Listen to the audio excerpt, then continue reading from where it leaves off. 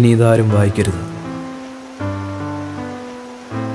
കഴിയുമെങ്കിൽ ഈ ഡയറി കടൽ കൊണ്ടുപോകട്ടെ.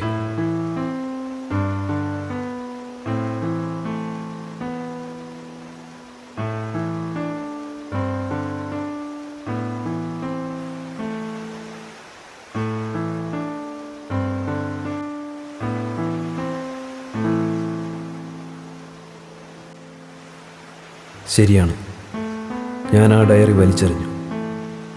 പക്ഷേ അതിലെഴുതിയിരിക്കുന്ന ഒന്നും തന്നെ മനസ്സിൽ നിന്നും എടുത്തു കളയാൻ എനിക്ക് സാധിക്കുന്നില്ല. കാരണം അതിലെഴുതിയിരിക്കുന്നത് സാധാരണക്കാരൻ്റെ ദിനചര്യകളല്ല, മറിച്ച് ഭ്രാന്തമായ മനസ്സിനും ചിന്തകൾക്കും ഉടമയായ ഒരു വ്യക്തിയുടെ അനുഭവങ്ങളാണ്. ഈ ഡയറി എഴുതിയ ശ്രീരാഗ് ഇപ്പോഴെവിടെയെന്നോ അയാൾ എന്തു ചെയ്യുന്നുവെന്നോ എനിക്കറിയില്ല. അതുകൊണ്ട് ശ്രീരാഗിനെ ഞാൻ അന്വേഷിച്ചു തുടങ്ങുകയാണ്.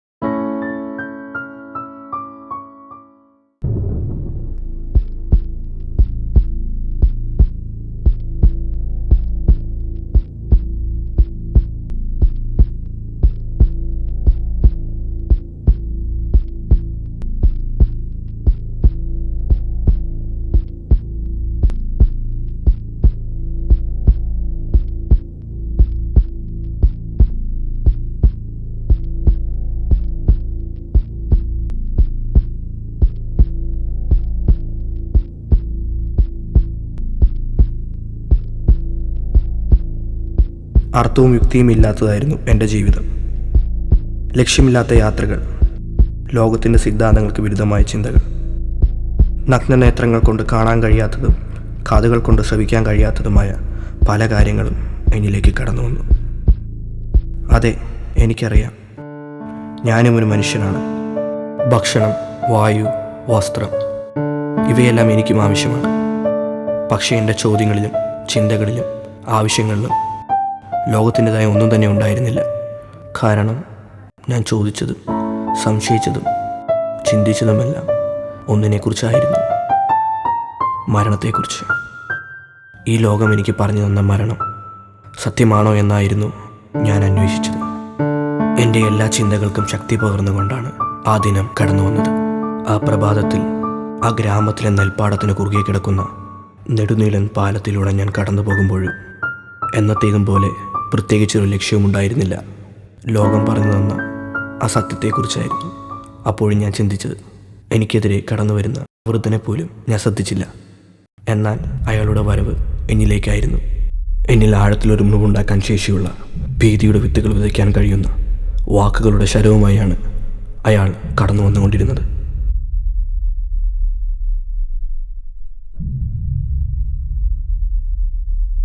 എനിക്കടുത്തെത്തിയ അയാൾ പരിചയമുള്ള ഏതോ ആളെപ്പോലെ എന്നെ തുറിച്ചു നോക്കി.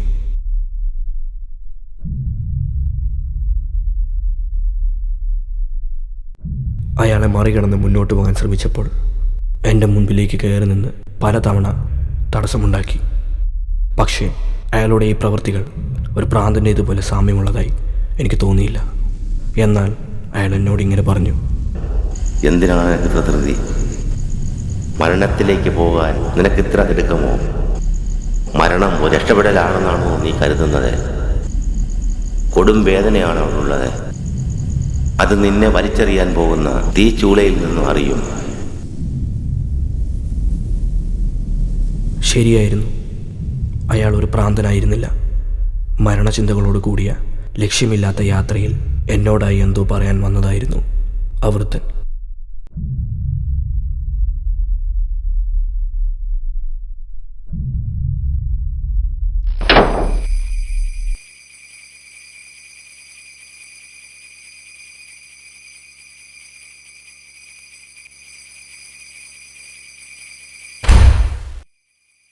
നാല് വർഷം മുമ്പാണ് എൻ്റെ ജീവിതത്തിൽ ചിന്തകളും ചോദ്യങ്ങളും ഉടലെടുത്തത്.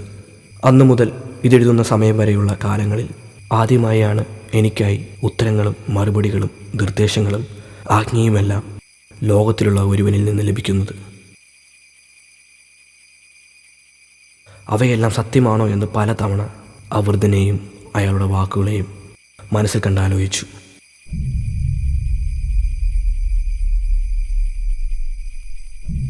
അയാളുടെ ആ വാക്കുകൾ, ആ ശബ്ദം, അത് ഓർമ്മിക്കുമ്പോൾ എൻ്റെ തലയോട്ടി തകരുന്നത് പോലെ എനിക്ക് തോന്നി.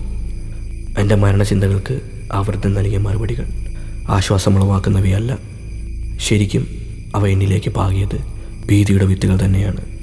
ആ മുറി അത് പലപ്പോഴും എനിക്ക് ആശ്വാസം പകർന്നിരുന്നു. എന്നാൽ ആ സന്ദർഭത്തിൽ അവിടം ഒരു പ്രേതാലയം പോലെ എനിക്ക് തോന്നി.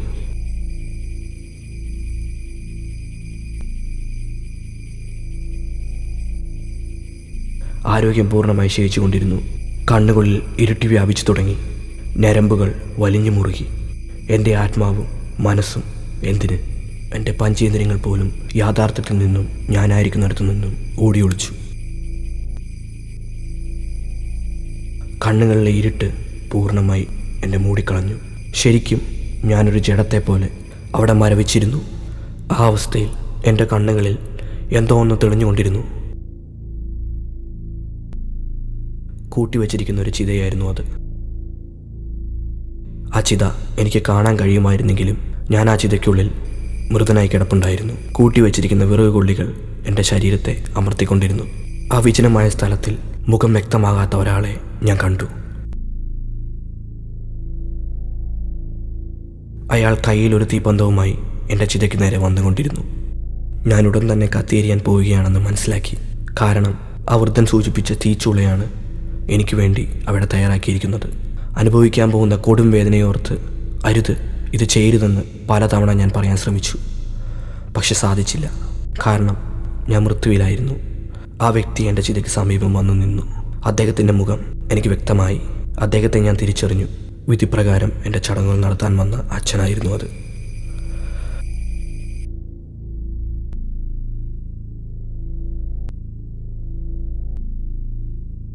അദ്ദേഹം എൻ്റെ ചിതയ്ക്ക് തീ കൊളുത്തി അതാളി ചിതയിലേക്കും എൻ്റെ ശരീരത്തിലേക്കും പടർന്നു കയറി. എൻ്റെ കാൽപാദം മുതൽ തലയോട്ടി വരെ തീക്കല്ലുകൾ അരിച്ചു കയറി. ആ കൊടും വേദന അവിടെ കിടന്ന് ഞാൻ അനുഭവിച്ചു തുടങ്ങി. ഒരുവൻ്റെ മരണം അവന് കൊടുക്കുന്നത് രക്ഷപ്പെടലോ ആനന്ദമോ ഒന്നുമല്ല. പകരം ദുരിതവും വേദനയും ദുഃഖവുമെല്ലാം ഉൾപ്പെടുന്ന ഭീകരതയുടെ തടവുവാസമാണ്. അതാണ് മരണം. ഈ വസ്തുതകൾ ഞാൻ മനസ്സിലാക്കിയത് എരിഞ്ഞു പൊടിയുന്ന ചിതയിൽ നിന്നുമാണ്. ജഡത്തിൻ്റെ അവസ്ഥ എന്നിൽ നിന്നും വിട്ടുമാറി. കണ്ണുകളിൽ ലോകത്തിൻ്റെ വെളിച്ചം വീണു തുടങ്ങി. എന്നാൽ ഞാൻ ആ നിദ്രയിൽ കണ്ടവയും അനുഭവിച്ചവയൊന്നും എൻ്റെ മനസ്സിൽ നിന്ന് മാഞ്ഞുപോയില്ല. അവ ഒരു ഭീകരമായ മുറിവായി എന്നിൽ അവശേഷിച്ചു. വലിയൊരു ചോദ്യവും ഉത്തരവും അപ്പോഴും എൻ്റെ മനസ്സിലുണ്ടായിരുന്നു. 4 വർഷം മുമ്പ് മരിച്ചുപോയതാണ് എൻ്റെ അച്ഛൻ. എൻ്റെ അച്ഛൻ്റെ മരണമായിരുന്നു എന്നെ ചിന്തിപ്പിച്ചത്. ആ ചിന്ത ഇന്നിവിടം വരെ വന്നെത്തിയിരിക്കുന്നു. അന്ന് എൻ്റെ അച്ഛൻ്റെ മരണാനന്തര ചടങ്ങുകളിൽ വിധിപ്രകാരം ചിതയ്ക്ക് തീ കൊളുത്തിയത് ഞാനായിരുന്നു. അതുകൊണ്ടായിരിക്കണം ഇന്നെൻ്റെ ചിതയ്ക്ക് തീ കൊളുത്താൻ അച്ഛൻ എൻ്റെ അടുത്ത് വന്നത്. ഇന്നെൻ്റെ അടുത്ത് തീബന്ധവുമായി അച്ഛൻ വന്നപ്പോൾ അരുത്, അത് ചെയ്യരുതെന്ന് പറയാൻ ഞാൻ ശ്രമിച്ചിരുന്നു. അതുതന്നെയായിരിക്കണം അന്ന് അച്ഛൻ എന്നോടും പറയാൻ ശ്രമിച്ചത്. ഇന്ന് ഞാൻ അനുഭവിച്ച കൊടും വേദന അന്ന് അച്ഛനും അനുഭവിച്ചിരിക്കണം. അതായത് മരണമെന്ന രഹസ്യത്തിൻ്റെ വെളിപ്പെടുത്തലുകൾക്കായാണ് ഈ ദിനവും അനുഭവങ്ങളും എന്നിലോട്ട് കടന്നു വന്നത്.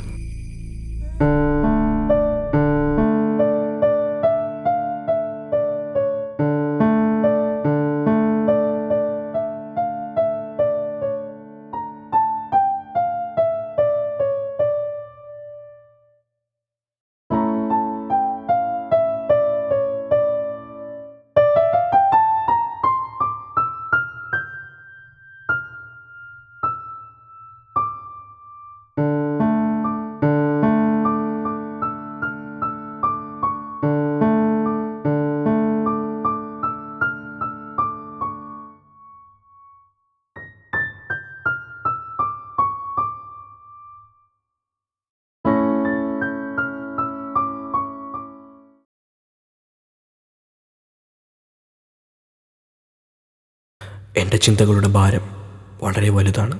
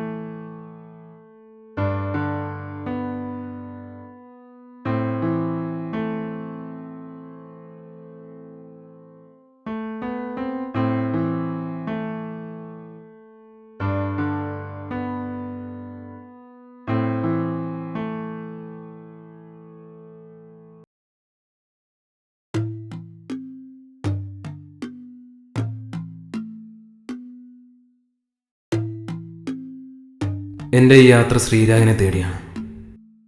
ഇത് ശ്രീരാഗിൻ്റെ നാടാണ്. എനിക്കറിയാം അവനിപ്പോൾ ഇവിടെ ഉണ്ടെന്ന്.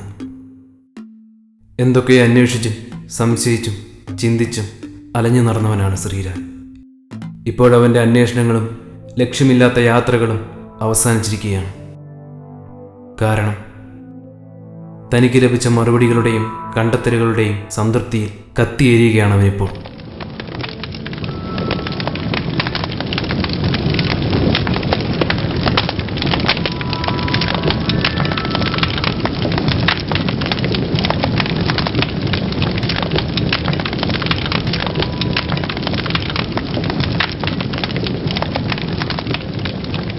എങ്കിലും ഈ കത്തുന്നത് ശ്രീരാഗിൻ്റെ ചിത തന്നെയാണെന്ന് എനിക്ക് ഉറപ്പിക്കേണ്ടതുണ്ട്.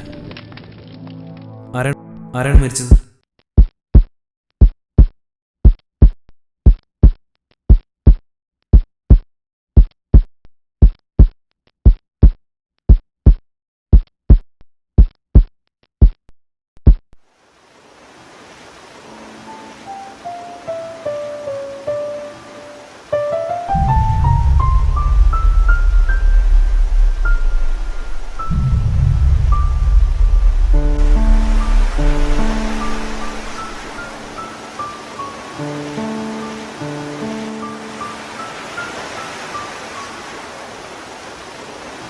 ഒരപരിചിതൻ്റെ ശരീരം കത്തിച്ചാരമാകുന്ന ഇവിടെ ഞാൻ എന്തിനാണ് നിൽക്കുന്നതെന്ന് എനിക്കറിഞ്ഞുകൂടാ. പക്ഷേ ശ്രീരാഗെന്നയാൾ തൻ്റെ സംശയങ്ങളെല്ലാം തീർന്നു പോയപ്പോൾ എനിക്ക് അയാളോട് ചോദിക്കാൻ ഒരു ചോദ്യം ബാക്കിയുണ്ട്. എന്തിനു വേണ്ടിയാണ് എൻ്റെ ചിന്തകളും സംശയങ്ങളും ആകുലതകളും അനുഭവങ്ങളും അടങ്ങി ആ ഭീതിയുടെ ഡയറി എനിക്ക് മുന്നിൽ തുറന്നത്? എനിക്കറിയാം ശ്രീരാഗ് നടന്ന വഴികളിലൂടെയാണ് ഞാനും ഇപ്പോൾ നടക്കുന്നത്. അവൻ അനുഭവിച്ച തടസ്സങ്ങളാണ് ഞാനും ഇപ്പോൾ അനുഭവിക്കുന്നത്.